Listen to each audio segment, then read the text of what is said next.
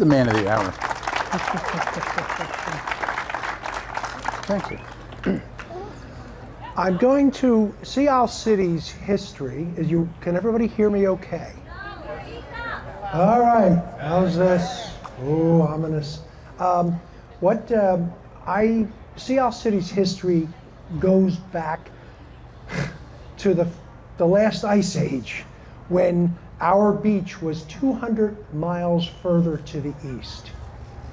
Sea City's history involves the first tourist. There was the Lenape Native Americans, the Comanche tribe, which not Comanche, it's this Comanche, I can't pronounce it. But they would come here, as we do, to enjoy the summer at the shore. It was summertime and the living is easy. If you're a Native American, they counted their lives. They didn't have a calendar. They counted them in summers, because if you made it through to another summer, life was good. But I'm going to talk about just briefly how Sea City came to be a tourist destination, and why most of us come and enjoy and are here tonight, I'm sure many of you. And it started with, as a lot of history has engines, and one of the engines is the great man or the great woman, the founder, the visionary. Charles K. Landis took a trip to Italy in the late 1800s. He went to Venice, and he came back here, and he decided, he bought Ludlam Island from the Ludlams, and he decided to create Sea City, a little Venice. Fish Alley, once upon a time, was known as Venetian Park. The idea was that and he ran out of time. He went to his great reward and money, but his son did finish the lagoons. Later we added 48th Street, but all the rest of those, the idea was the gondolas were going to go under Park Road. So the visionary was followed by a technological innovation, which was the railroads. The railroads decided to increase ridership, to have excursion fares to the barrier islands. They would come to Sea City. It was $1.50 round trip, $1.50, and you could actually get a summer pass for $50 where you could come and go as you pleased. And people would come to Sea Isle on the excursion train, get off where the post office is now, and they would walk with their lunch in their shoebox, thus the shoebie term, and they'd walk over to where we are right now. The original excursion park had the excursion house, which was 4 levels, and the bottom level is where you changed into your bathing suit. The other influences that created this, what we know today, were, one was a social innovation, the other was cultural. Social was Teddy Roosevelt became an accidental president when McKinley was assassinated, and he brought in the progressive era where labor movement got rights for their workers, and it trickled down and to other workers as well. Businesses and industry didn't want you to unionize, so they said, we'll give you what they got. You can have the 8-hour workday, you can have weekends off, and you can have vacations. Vacation, that word comes from the Latin to vacate your premises, your home. Because once upon a time, with him, only the wealthy could go somewhere else. Pompeii in Italy was a place that the wealthy went to in the summer heat. And that brings me to the cultural. The cultural aspect is that people have always been interested in the lives of the rich and famous. And what did the people who had the money? They came to the shore. In 1900, Sea City was incorporated the first time in 1882. We had 30 hotels, more than Cape May. The cultural thing was that the ministers told you it was good for your soul, it was good for you to recreate and to spend time with your loved ones, go to the shore. Health professionals told you the salt air, the salt water, it was good for you. So it was the confluence of these four phenomena that created Sea Isle City as a tourist destination. That, however, is only a tip of the iceberg. We're constantly pulling threads and finding new things. Sea Isle City, of all places, will have, soon, we will have a plaque on the Black Heritage Trail. Because in 1909 and 1910, the Niagara movement, the precursor to the NAACP, came to Sea Isle City for their meetings.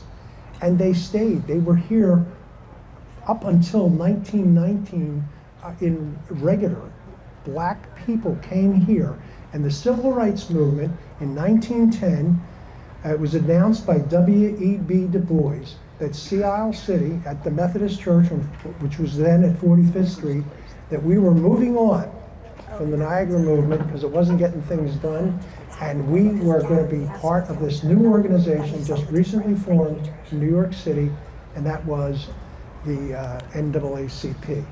So Sea Isle City's history is much broader than you can possibly think. And one of the things that constantly changes is the weather. And the storms that we have had are basically what is urban renewal for Sea Isle City. So Joe is going to talk about the 62 storm, because the 62 storm was one of the most, if not the most momentous storms to ever hit Sea Isle City and many other places as well. So that's just a little brief. I'll be back in a bit to give you my personal storm story. And then we're going to ask any and all of you who are here tonight who may have your own storm story. No matter how, brief or long or you feel it may be inconsequential, we're interested. We'd like to hear your story, and we are recording tonight. So those stories will be recorded, and we will add them to our storm collection. So without further ado, here's Mary Pat to introduce her principal. Thank you. Thanks, Chuck. If any of you have nothing better to do on a Friday afternoon from 12:30 to 3, that is his shift. You will come out knowing so much more. Again, the mission of the museum is to share, save, archive, and educate about Sea Isle's history. And like Pat said, it goes all the way back to Charles Landis, who went to Italy in the late 1800s, came back wanting to turn Sea Isle into Venice. It's a crazy concept. But like I said earlier, how Linda and I met wonderful people last year, I need 3 little people to come up here and help me. William, Peter, and Francis, would you be willing to come up on stage with me? You guys are so brave. These are 3 of the 4 wonderful kids I met last year. And William, Peter, and Francis. Little sister Helen, she's 4. We influenced these guys to start their own family album. Like when you think of these family albums, it's like the Mike Monticelli album, it's this thick. And we were trying to explain to these kids, your history starts today. For every picture you take this summer, next summer it will be history. So I just wanted to call on these guys, and do you guys think you could help me sing happy birthday? That's going to be the way I introduce my wonderful principal, Joe LaRosa, whose birthday is on Tuesday. So, to introduce Joe, can we please sing him a happy birthday? Da-da-da-da-da! Happy birthday to you. Happy birthday to you. Happy birthday, dear Joey. Happy birthday to you. Thank you so much. Afterwards, we're in no hurry to get out of here. We're not rushing you out. Joe does have both his books on this table to sign for you if you'd like to purchase one. Oh, also at the table, Pat has made a collection of articles and pictures. And over here, I don't think my husband knows what he's doing, but he's making it look good. And thank you to you. I asked Joe, I said, who's that guy sitting next to my husband? He goes, some guy. I said, what's your name? Thank you so much for manning the table. Also, I want to say thank you to Matt Arch He also was hired by Joe LaRosa at Dennis Township. And when I called Matt at, 10:30 this morning? Hey, what are you doing tonight? And he was willing to come out and videotape this. And to Trish, thank you to the city for letting us do this. Thank you for making this such a nice turnout. We're hoping to do this maybe every year, present a different piece of history. So until then, can you guys say, Joe, start your show. You can start your show now. Wow, it's some kind of introduction. Thank you. Thank you, Miss Padula. You're welcome, Dr. LaRosa. Okay, the March 1962 storm. A couple things I want to just go over real quick. I'm kind of waiting for it to get darker. Thank you to Pat Haffert, of course, but I'm going to show my age. About 56 years ago this August, there was a Crosby, Stills, and Nash. Stephen Stills said to a concert, this is, and I'm referring to Pat and I, the only second time we've ever done this, and we are scared to death. So just bear with us, laugh at our jokes, and be nice. I want to get something very, very serious right now. There was a series of storms in Texas, and I'd like to have a moment of silence for all those kids and all the people in Texas, and additionally to all the storm survivors from Sea Isle City that are no longer with us that helped put the books together. So please, a moment of silence.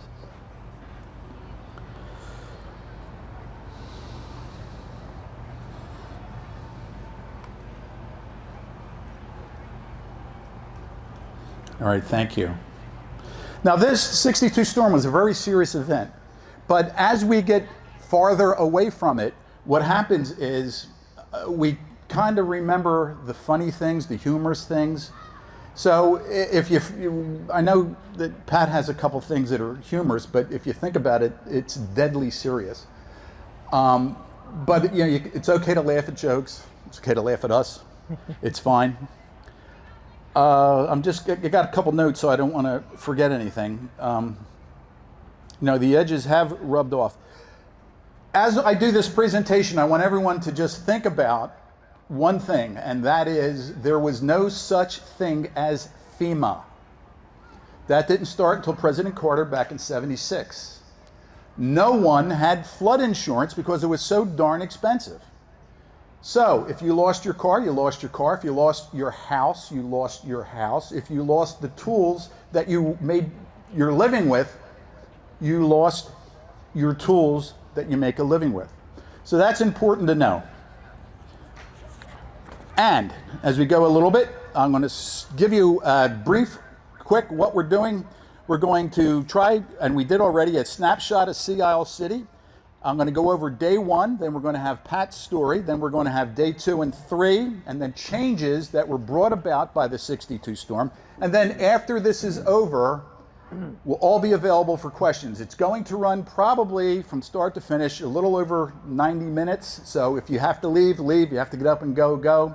I hope it's interesting. I hope that we do a good job. So just kind of bear with us. Now, before I get started, does anyone know, March 1962, what the top movie was that week?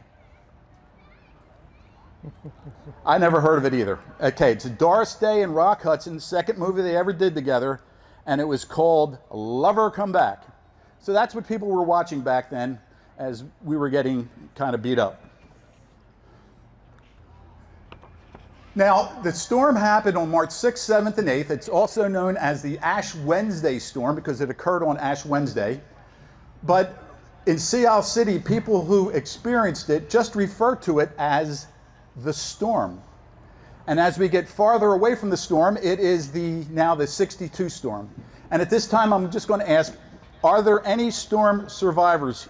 If you are a storm survivor, if you could stand up. If you were here in Sea Isle in '62, because I see a lot of familiar faces. Okay, take a look around to everyone and make note of who is standing, because everyone has a story. Everyone has a story to tell. Yes, he did.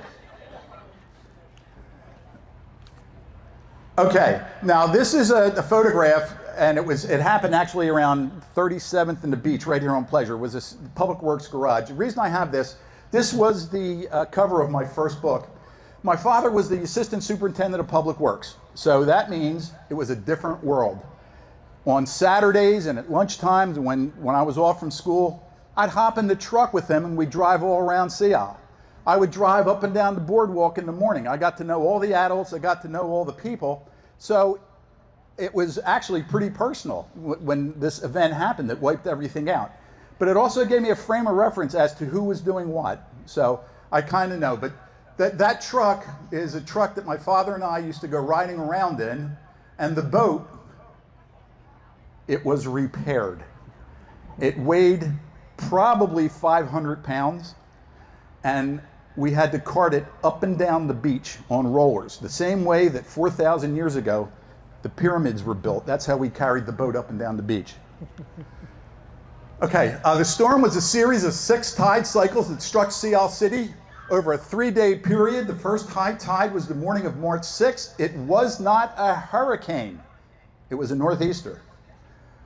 I'm going to teach you how, if you were raised in Sea Isle, just going to give you a little thing. Does anyone know, as you drive into Sea Isle, what all that grass is? Anyone want to tell you? No? No? Nobody? Okay. It's not the marshes. It's not the wetlands. It's called the meadows.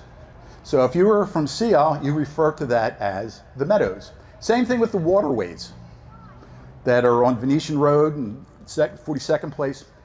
They're not lagoons. They're not waterways. If you were born and raised in town, we called them canals. So, giving you a little bit. Same thing with Northeast. It's not a nor'easter. That's for writers and people in New England. In Sea Isle, it's just a northeaster, or it's blowing northeast. Okay? Now, what happened is this northeaster was pretty good, and it came on a perigene spring tide. The moon goes around the Earth kind of in an oval, and it was the time when the moon was closest to Earth, and that had a very dynamic impact on the tides.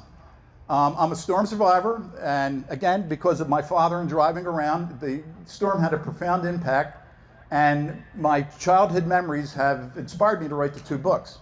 Our Perfect Storm is an annotated history. It is a history book. Everything has 2, 3, 4 sources. The second book is Storm Stories. When I did research for the first book, I spoke with so many of the old timers and so many of my friends and my father's friends, and they all had stories. And my friends had stories. And I said, wow, you know, if we don't write these down, it's going to be lost forever.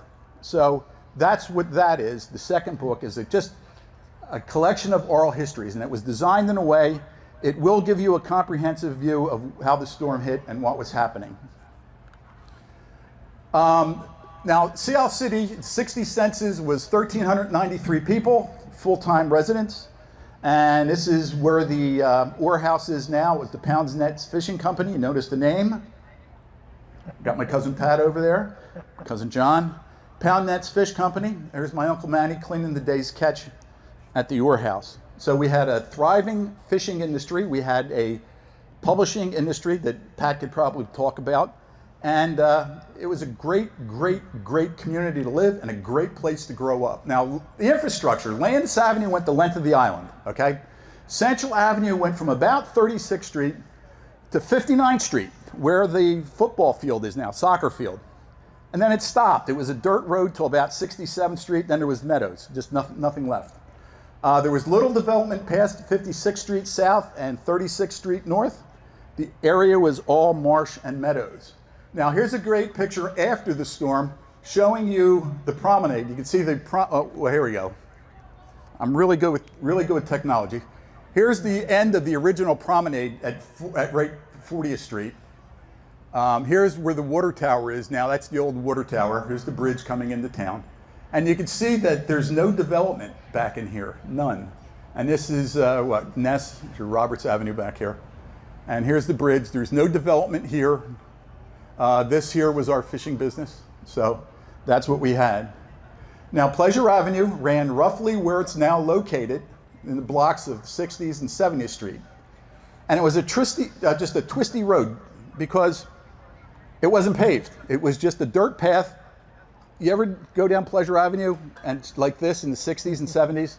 It's because it was going around the sand dunes. And then after a while, they just put gravel down and they paved it, but they kept it all twisty. Oh, wrong one. Anyone have an idea what that is for frame of reference? Don't all holler. Okay, Acme, thank you. That's the Acme, okay? As you can see, there's a dirt road at Central Avenue where it stops. This is Frida Real Estate. Here's Pleasure Avenue, and now where it starts to go twisty and then kind of heads up this way. Take note of these sand dunes because I have a couple photographs that aren't here. And if you notice here, there's very little development. This was all owned by the city, as was this owned by the city, as was this owned by the city. And as everyone knows, this is all developed. Right about here is where the football field is, and that's where they had the major, they built a fire to get rid of the debris. Let me put this someplace.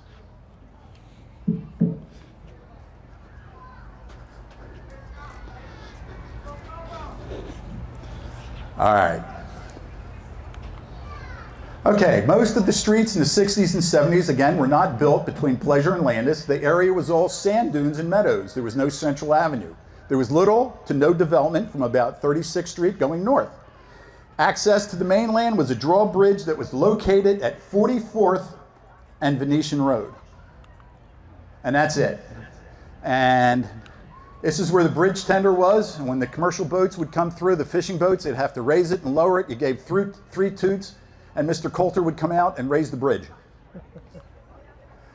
The city had a wooden plank boardwalk that ran from 40th to 44th Street, and it was full of attractions. And that's what I was saying. My dad and I would drive up and down the boardwalk in the city truck, and it was right there.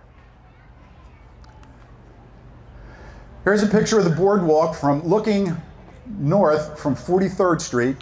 This is the Madeline Theater. This is, of course, the boardwalk. This would be Fiend's Hotel right here, Mike's Hot Dogs.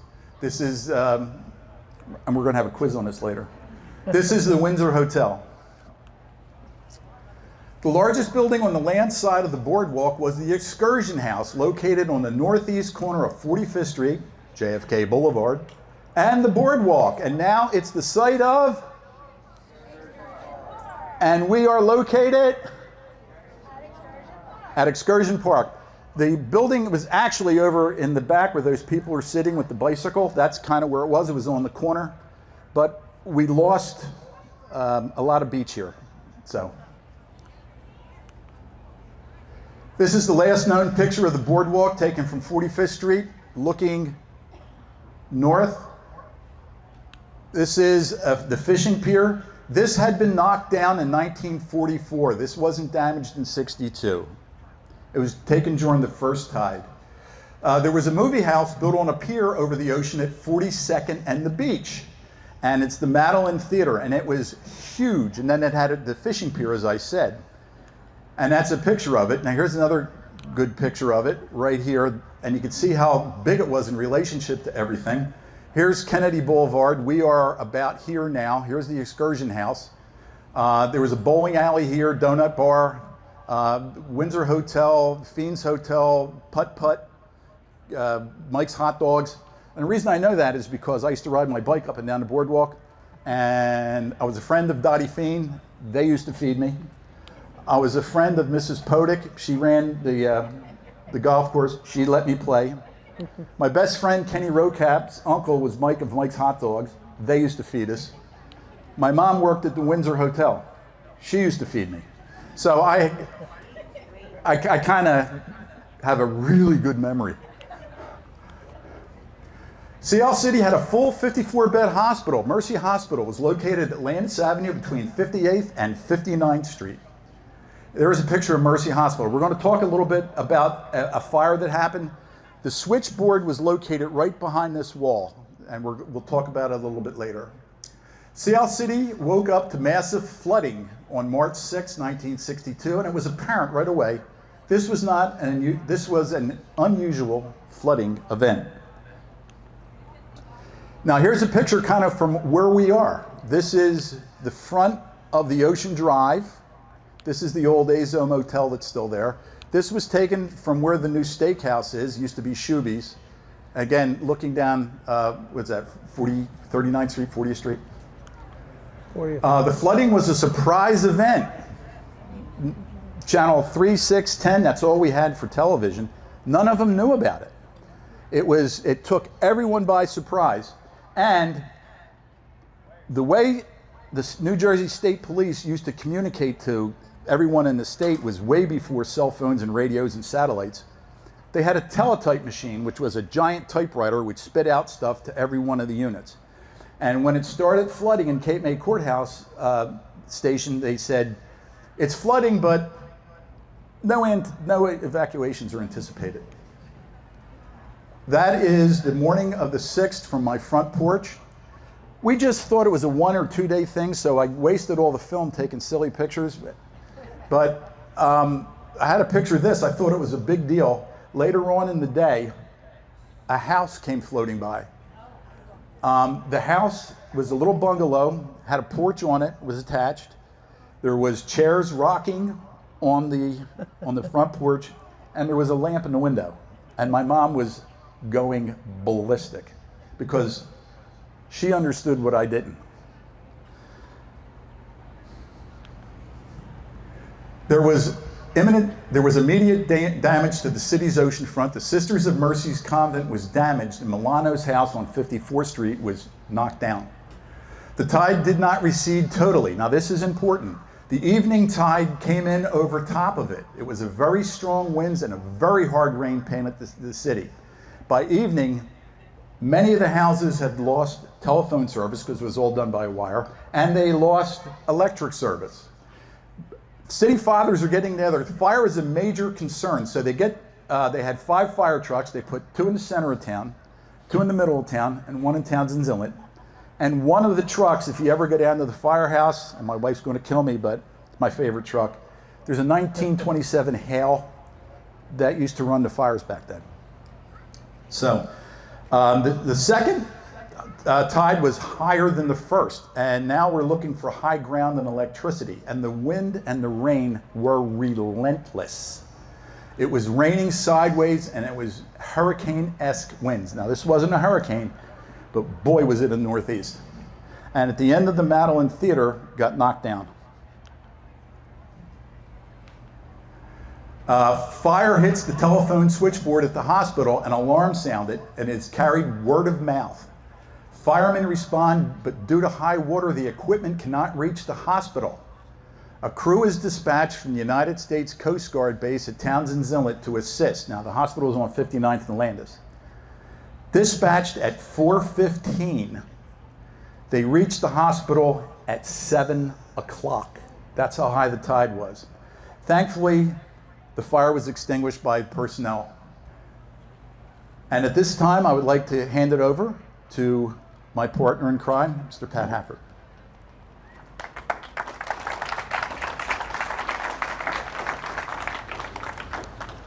So there are elements of my story that are, can we hear you okay? Elements of my story that are common to all of the other storm survivors. And there are things like you're moving around, you're trying to get away from the storm, your strangers are taking you in, or if not strangers, people you knew, but not well enough to knock on the door. I'm here, take us in. So our day begins March 6th, the early storm, the first tide. And what happens is, when we were kids, we were always watching the 3 channels from Philadelphia, and the winter storms were coming and school was going to close. Not down here. Because of typically, it didn't go much beyond the 95 corridor. It may get as far west as, and south as Millville and Vineland. We were always getting cheated. My cousins, my friends, the summer friends we called them, the people that were coming from Philadelphia, they were always getting off.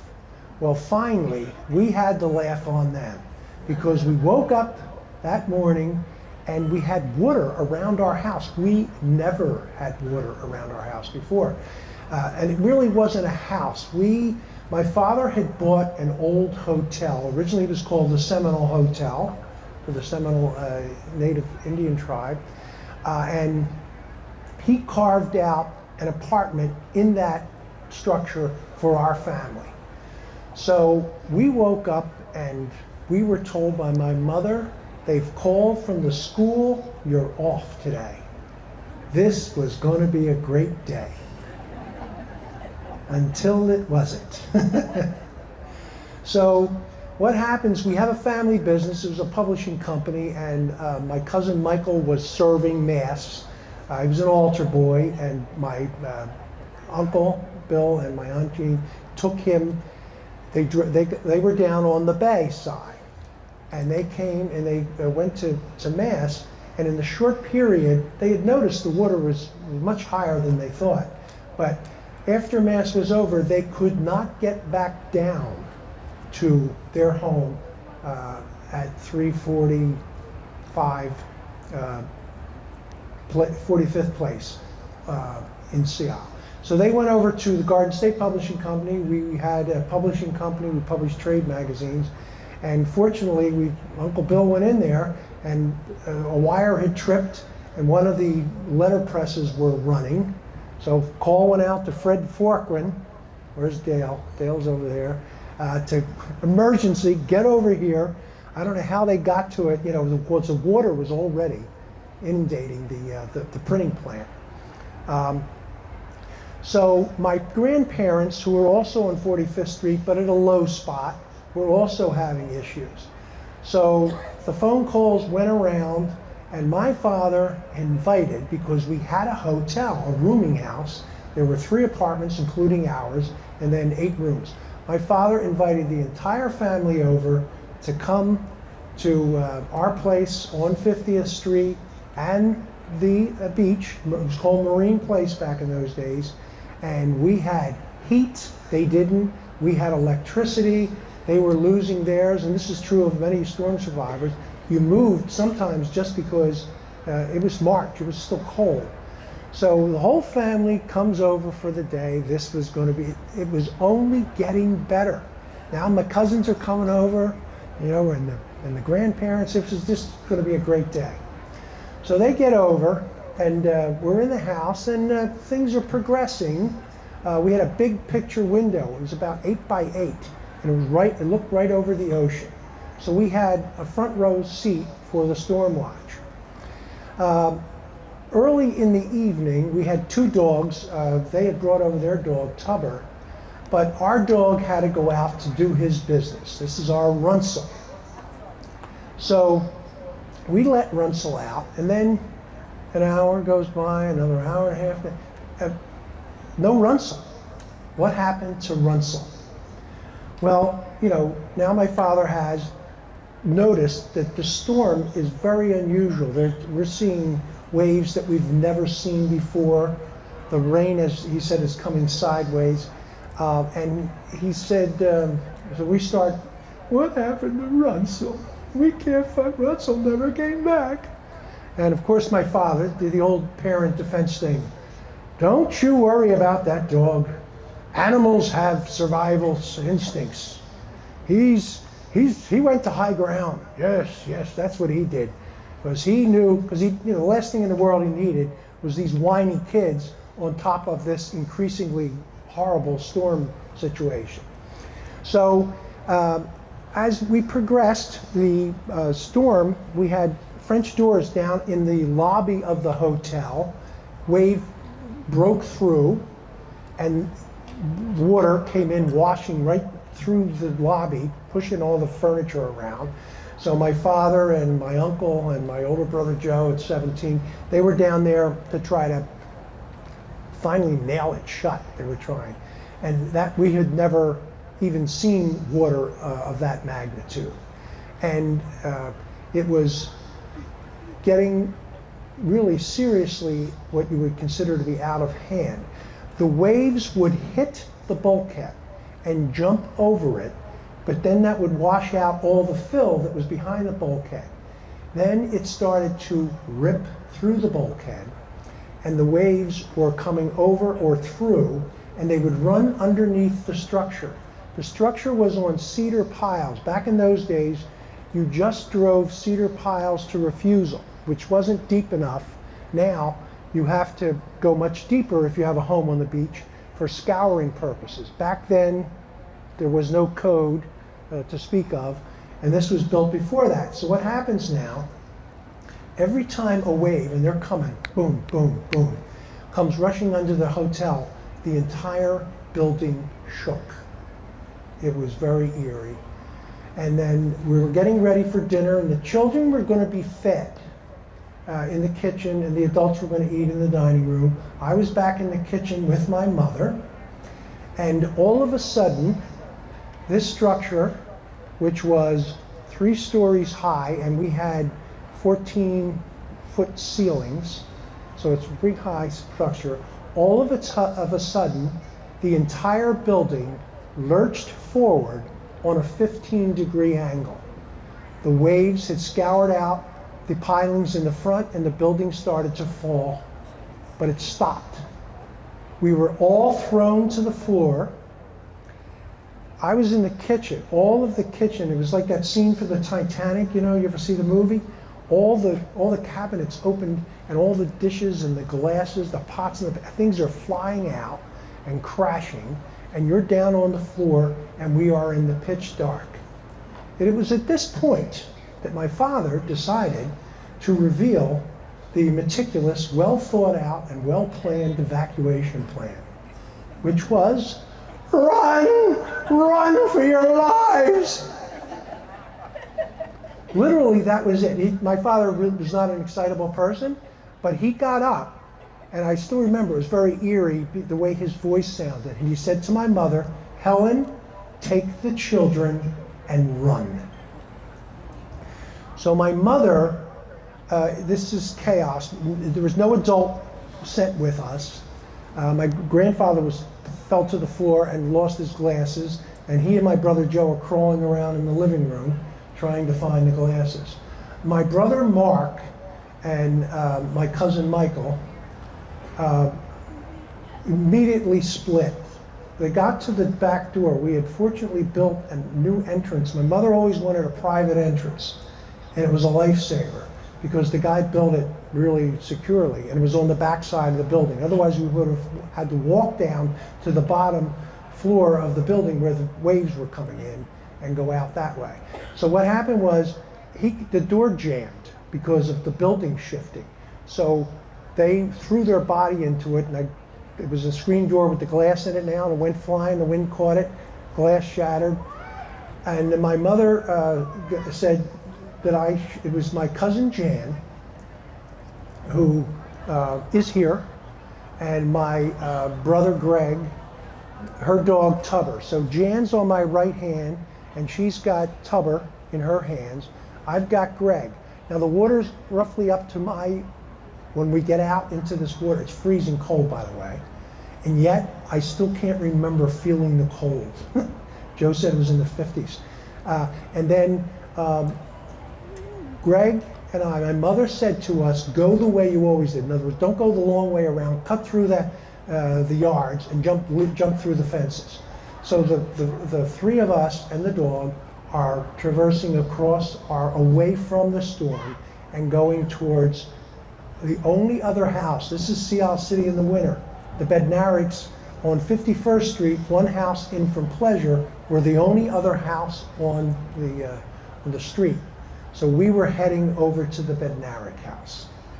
So we get over the fences, and Jan goes over, and I hold the dog, and I give the dog to Jan, and then we throw Greg across over, and we get to the Bednarek house. Because we were coming the back way, we were in their backyard, we went up their back steps, which to the kitchen, and we bang on the door. The door opens, and I forget which is Mrs. Bednarek, I think, greets us, and there is one other greeter there that we're familiar with, Runsell the dog. He's been there for hours. And this, it's nice and warm. He's got a little blanket to sleep on. He's got food. He's got his girlfriend Tammy, which was their dog. And at this point in life, I was 10 days short of my 13th birthday. And at this point, the esteem for Runsel the dog was going in this direction. He knew when to get out of Dodge. He knew not to invite his entire family over. The esteem for my father, on the other hand, let's bring the whole family over for a storm watch and we can all die together. Going in the opposite direction, of course.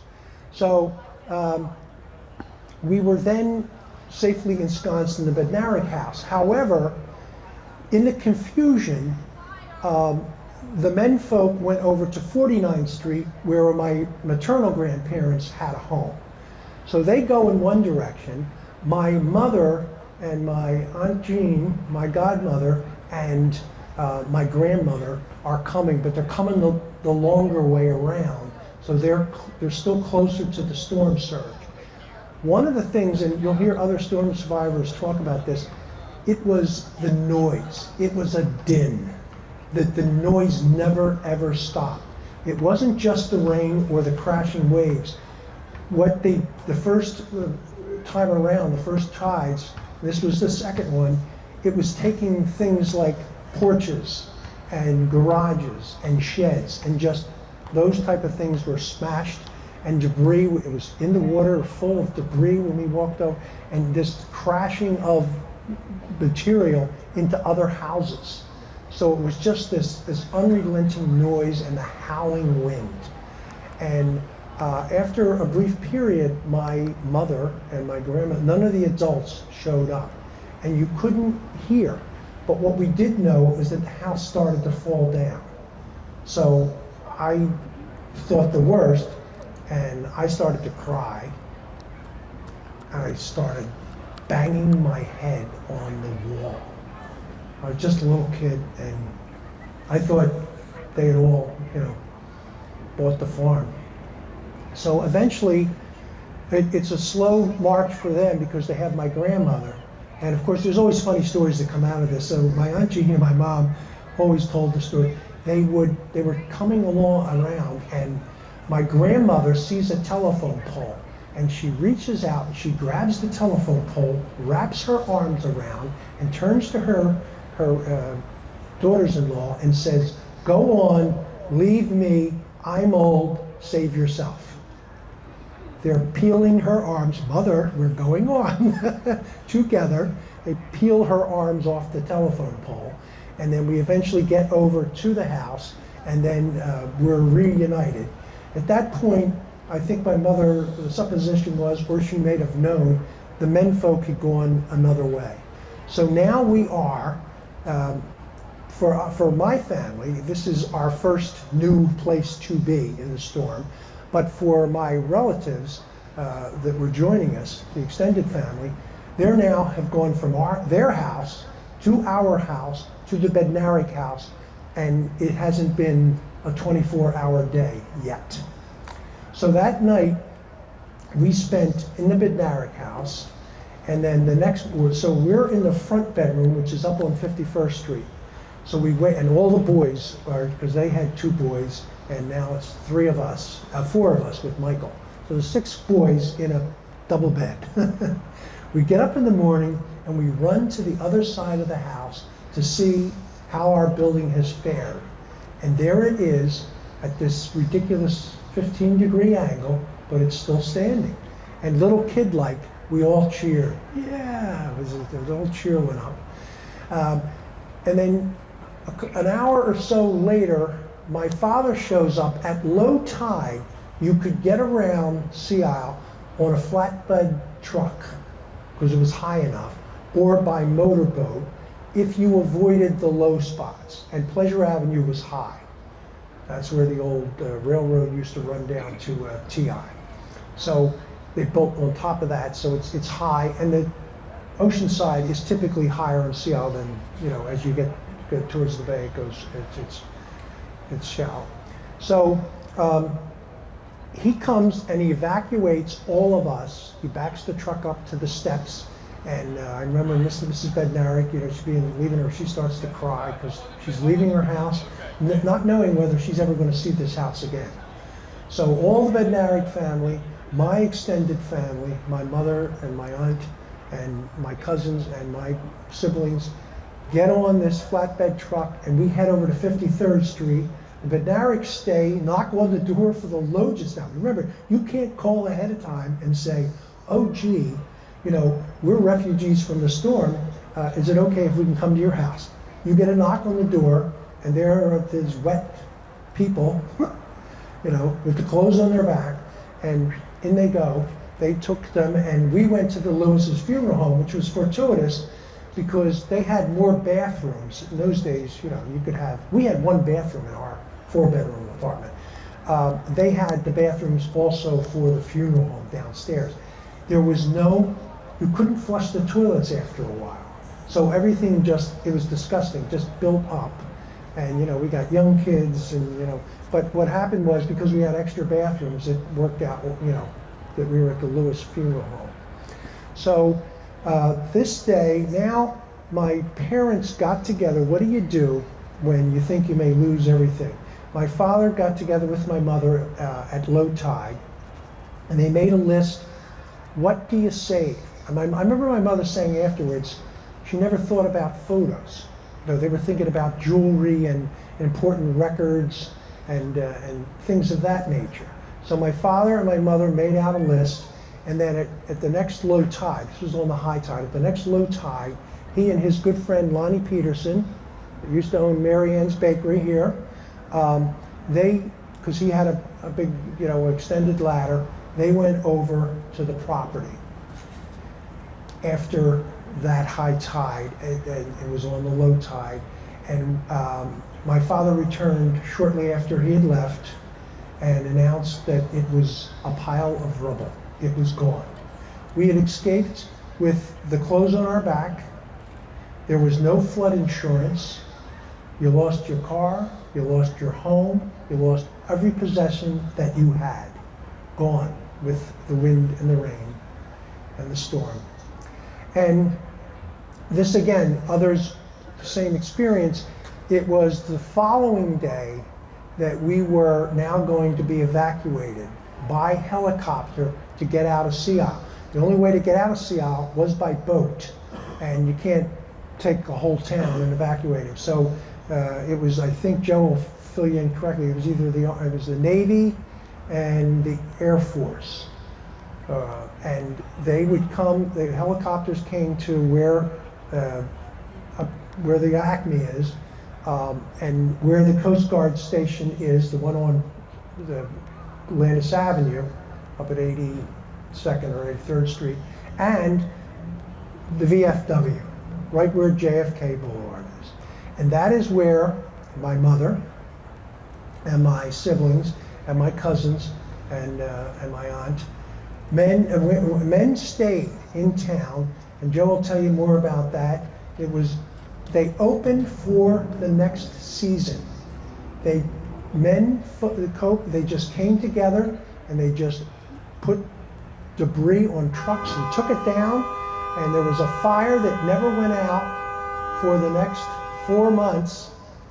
It burned down at where Dealey Field is. So that is, and then we went to live with relatives for the next few weeks. So that's basically my story. When you hear from other people, it's very similar. It's this no communication. You don't know what happened to, like I said, I thought the adults were gone. I'm okay. Thank you. Moving from one place to the next place. Then eventually we're taken out by helicopter. And one last thing on my helicopter ride, there had been, Joe probably mentioned it, there had been a bus. People had decided we'll get off the island, we'll go out at low tide with the bus. You think it would be high enough. And they went out and the bus stalled. And they all had to walk back, women, children, and the men that were leading the expedition, back to Seattle. And when I was flying out, it was my first helicopter ride. I was this, you're a kid, I was excited.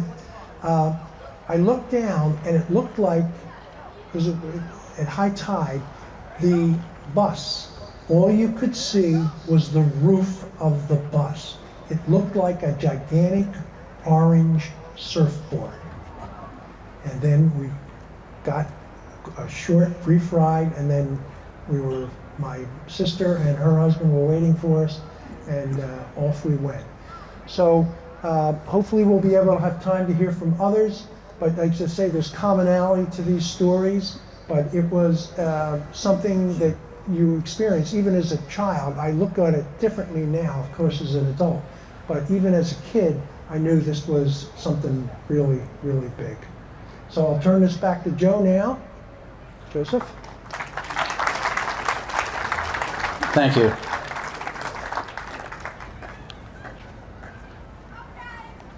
Okay, Ash Wednesday, the rain is easing, but the wind's not abating. It's only the wind is getting stronger. The morning tide overwhelms the entire city.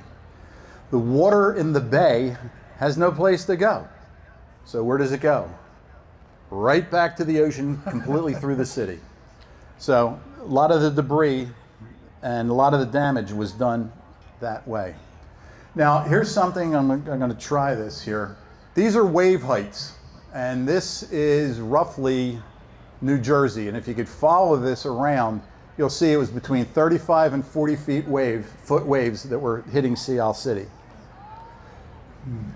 Okay, Cape May County Emergency Management decides to evacuate the hospital. Helicopters are called from the Navy and the Coast Guard to assist. Patients are removed to Cape May Courthouse, to Burdett Tomlin, which is now Cape Regional, and to Crest Haven. As the winds intensify, emergency management decides to also evacuate women and children from the island. Again, loaded school buses attempted. There was a number of school buses that tried. The one bus is stranded and can't move. Some people wade back to Ocean View. Eventually, one of the buses turned around and did make it back to Sea Isle. We have one of the survivors from one of the buses who didn't get off the island. He's here. Right, Len? And the people who walked through the water all reached safety in Ocean View. Here's a photograph, not a good one, but of a Coast Guard helicopter. This is taken from the Garden State Parkway, looking south. Here is Sea Isle Boulevard. So United States Coast Guard flying evacuees to the ball field in Ocean View.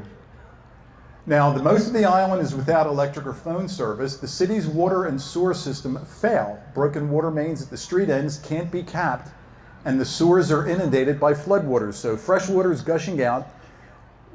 Floodwater is clogging all of the, as Pat said, you can't use the toilets. There's no water.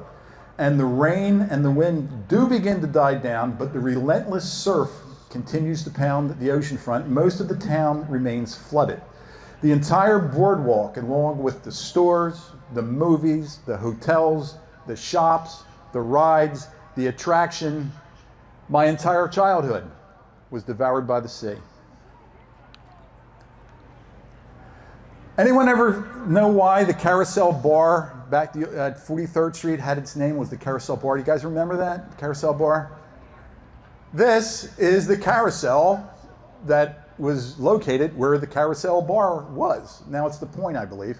But it was made by Denzel and Company. It was, these horses were worth tens of thousands of dollars.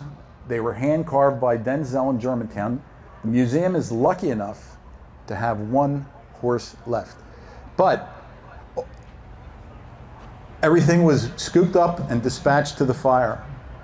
The attraction is what most people remember about Sea Isle before the storm. And you ever wonder, again, how the Carousel Bar got its name?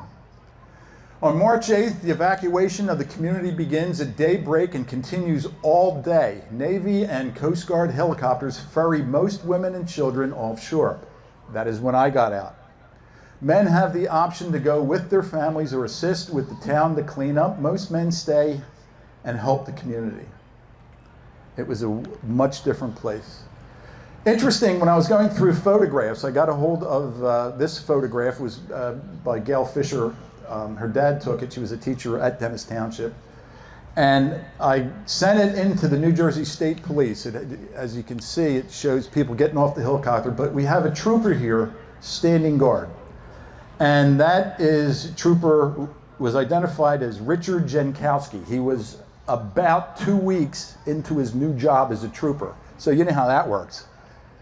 Go out and get wet. Yeah, go ahead, you know. Anyway, he had a very illustrious, he had a very illustrious career. He retired after 35 years or so. He was a lieutenant colonel. He was second in command of the state police. Here he is 2 weeks in. A welcome center and telephone bank is established at the Ocean View Firehouse, and residents are placed with local offshore families and residents or make arrangements to travel to stay with their family. Dennis Township and Woodbine, people who didn't know people, opened their houses and their hearts and let all our residents come and stay. Now, I was lucky. I went to Philadelphia. I have a story about that in my first book, how I got off the island. But while the evacuation was underway, a fire strikes a large residence on 45th Street, and there's no water pressure to put it out in the fire hydrants.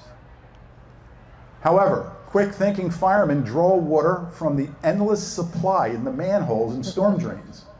The building is a total loss, but the fire does not spread. The town is saved. 1962, a bunch of guys, all mostly World War II veterans, they were heroes. Although the rain has stopped, the surf and tide remain extremely high. Additional buildings are destroyed. As the tide recedes, the flooding finally starts to drop. Subsequent tides are starting to diminish as the Northeast moves on. The aftermath, the tidal flooding covered virtually all of the city's developed area. The barrier island was, quote, overtopped and breached. That is a New Jersey Department of Engineering, whatever term. The breaching resulted in the total near destruction of northern Sea Isle City, Whale Beach, and Strathmere. As you can see, this is from about 1st Street looking into Sea Isle, looking south. You can see where all the houses were here, and the beach and the pilings. This is Landis Avenue, and you can see the houses that were picked up and moved by the ocean. Again, the area was overtopped and breached as the waves broke and they came over the island into the bay. Building foundations to the left and the right, meadows were deposited. Landis Avenue had to be dug out because it was about 4 or 5 feet deep in sand. Here we are at the same place, only we're looking towards Ocean City. This is the Dolphin Motel. Somehow, some of it survived. The gentleman who owned it was Rudy Plappert, and he carted it over across the street where it's the condominiums. But this is what it looked like. This is Landis Avenue. This is where the dunes are roughly now. Okay. Elsewhere, oceanfront damage was extremely severe. 2,272 residents, buildings were damaged by flooding. So that's pretty much everybody in town had damage. Of that, and besides that, I should say, 668 residences and buildings had structural damage that were uninhabitable. And then 280 were totally destroyed, just not there anymore. Here's a picture of 42nd Street. This is the old trading post. I don't know, for some of the longtime residents. This is 42nd and the beach. Here's a truck carting the stuff away. And you can see exactly what the beachfront looked like. That's all the attractions, the rides, the boardwalk, right there. Here's your picture. Landis Avenue at 28th Street looking. Here's St. Rita's over here. Houses were just in the middle of the street and whatnot. So they had to get rid of them. So they were immediately raised as they were safety hazards and health hazards. And the roadway had to be reopened. The only part of the boardwalk that survived were the concrete piers that held up the boardwalk.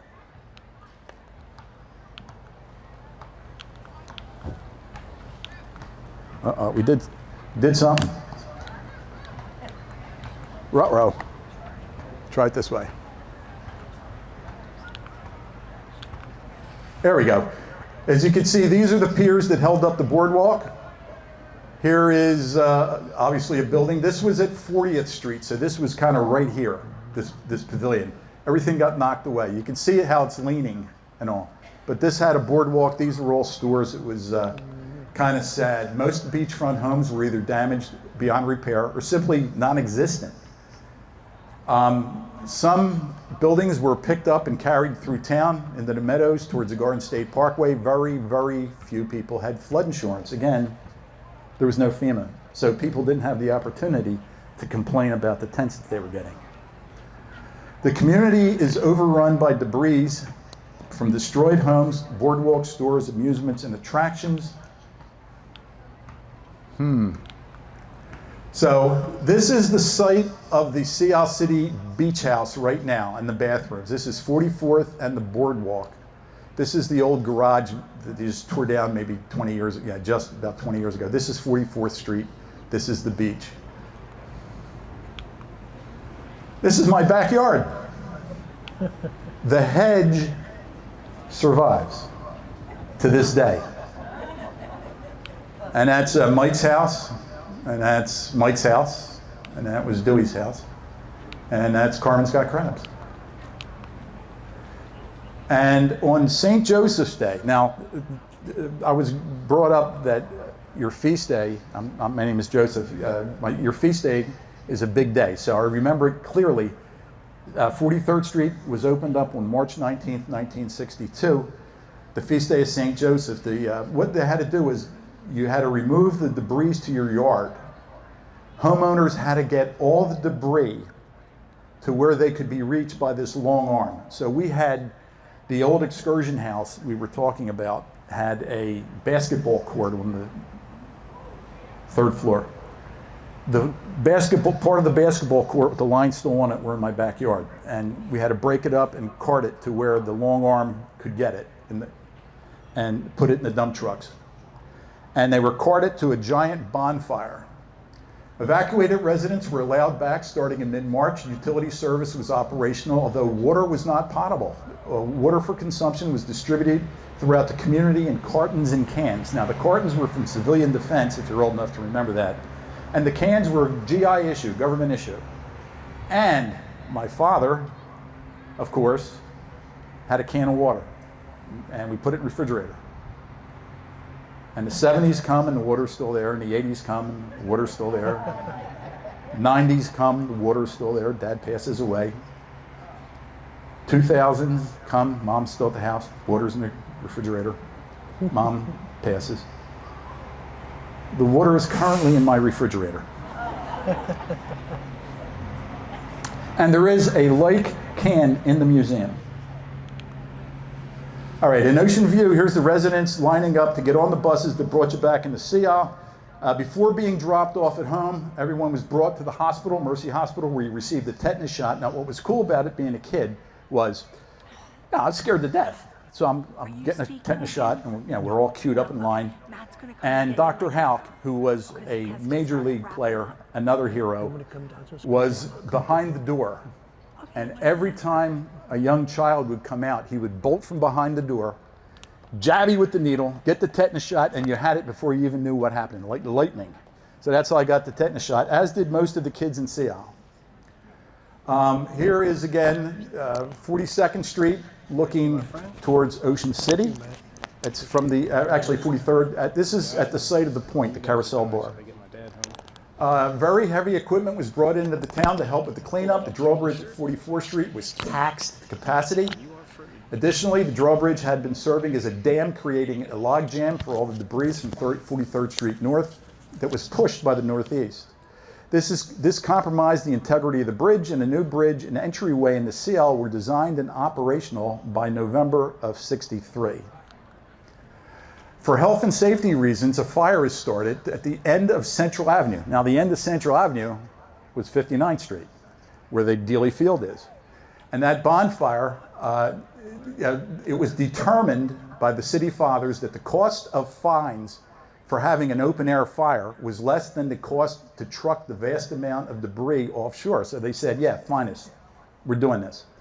The fire was also more time efficient. The fire burned continually from March till mid-May. And as you went offshore, you could see it.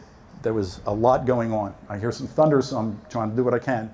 All right, another shot of 42nd Street between Lanus and Pleasure. Come on. Schools eventually reopened and classes resumed. Residents were allowed free access through the community. Sand dunes were brought the entire, sand dunes along the entire beachfront were gone. Now, okay, I'm a kid. Mom has enough problems. Dad's working for the city. He works sun up to sundown. Mom's trying to do what she can with the house to get it clean. So the door opens, me and my brother head out, and we had a ball. We went through every old house. I remember sitting in bed with Lenny's brother, and we're laying there, and the front of the house is completely gone, and we're just looking there. The police had their hands full. State police were here. I do remember a National Guardman in full battle uniform. It was a magnificent day, spring day. He's in full battle uniform, and his rifle had a bayonet on it. Okay, remember the sand dunes at the very, very beginning on Pleasure Avenue? This is 7616 Pleasure. As you can see, there is no more sand dunes. As you can see, there's no more Pleasure Avenue. The U.S. Army Corps of Engineers built a sand dune for the entire length of the island. The buildings that survived the storm that are in the dune right away, and the buildings on the ocean side of the dune are immediately condemned and razed. The center of Sea Isle, the dune passed over, is paved over, and that's where you get the promenade. With profound limited government assistance, but with incredible self-reliance, the town is rebuilt because FEMA, again, was not in existence. Now, how was this all funded? Okay, remember this photograph and all this land? From 71st Street, Lanus Avenue, the entire beachfront, much of the area was sold to developers by the city to pay for the cleanup. So, come on. Does anyone ever wonder why Skimmer Weekend? Who cares? What's Skimmer Weekend? In 1962, they had to get the season in. Now it's March. It's the end of March. You got April and May. Hello. And they come up with the idea of all the men are going to wear skimmer hats, you know, the old boater hats, and invite the people down. And that's what they did, and they started Skimmer Weekend. And it was a huge success. That was Harry Tracy and Sam Ludwig were the two people who did that. So that is the origins and what Skimmer Weekend is all about. Okay, here's an aerial view of the beach and boardwalk. Here's the remains of the boardwalk. This survived. This was a Ludwig's. This is where the Beach Patrol headquarters is now. You can see the Catholic Church. And here's the road out of town. You can see it's not there. And there's my house right there. So a little bit of this and a little bit of that. Again, the beach looking north. There's a before and after shot. This is what it looked like before. This is what it looked like after. It's taken from the same spot almost. Come on, you can do it. You can do it. Okay, this is 64th Street and Pleasure. If you lived in that area, this is what it looked like. The sand dunes are not there. This is 60th Street, the street end. Does anyone have any questions? We'll be available afterwards. If you can see, I'm trying to get this in, and it is getting late.